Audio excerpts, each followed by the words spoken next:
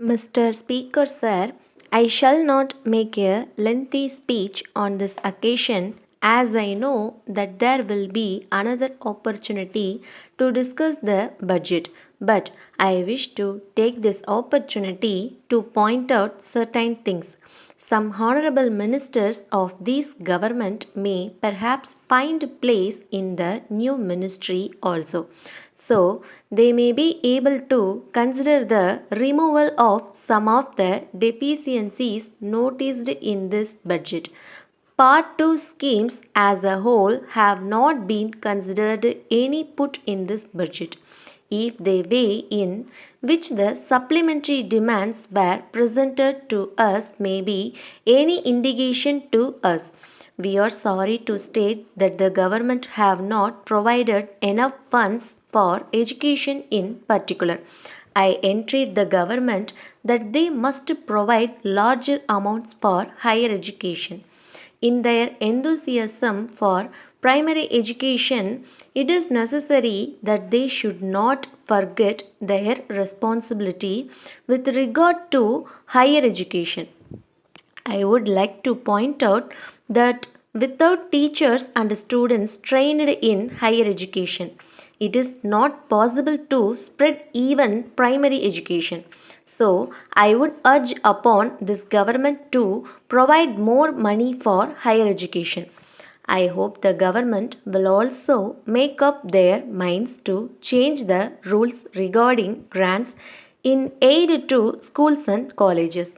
At present, the rule says that only rupees 75,000 will be given for any particular scheme in an arts and science college. It should be scrapped if a particular college deserves rupees 7 lakhs and if a particular university deserves rupees 7 lakhs, then the government should not hesitate to give the amount to the college and university respectively. If, on the other hand, they do not deserve anything, let them not give even anything. Whether it is an arts college or a science college, they must examine the necessity for buildings, laboratories, etc.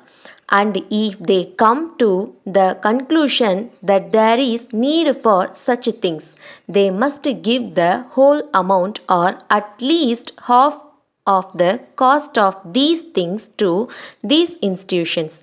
The system of giving only rupees 75,000 should be given up. I am told that the same rule applies to schools also. It must be changed.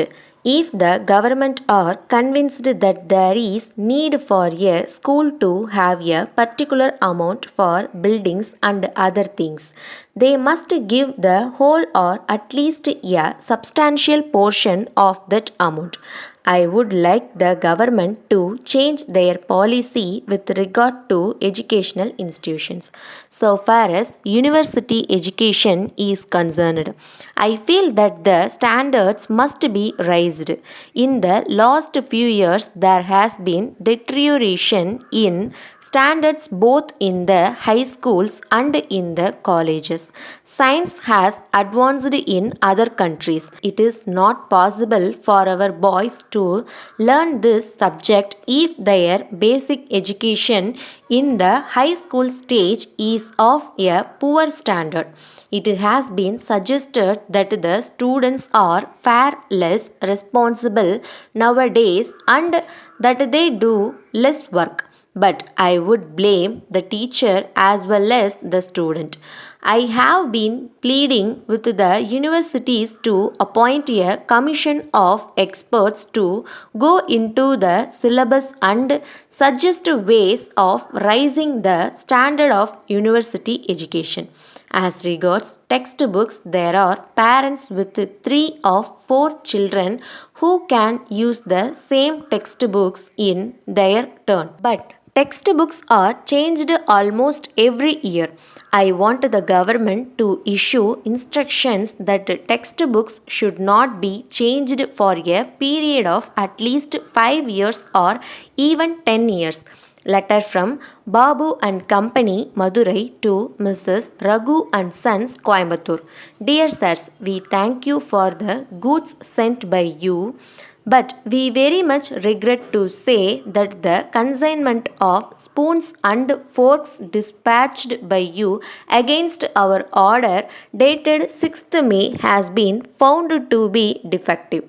Out of 200 pieces of materials sent by you, we have already sold 5 dozen pieces and we have received complaints from the customers that these goods lost their brightness very quickly. In this connection, we would like to remind you that at the time of placing of the order, you had said that you had adopted a new method of electroplating in the manufacture of these materials and you had certified that the plating would last at least 1 year.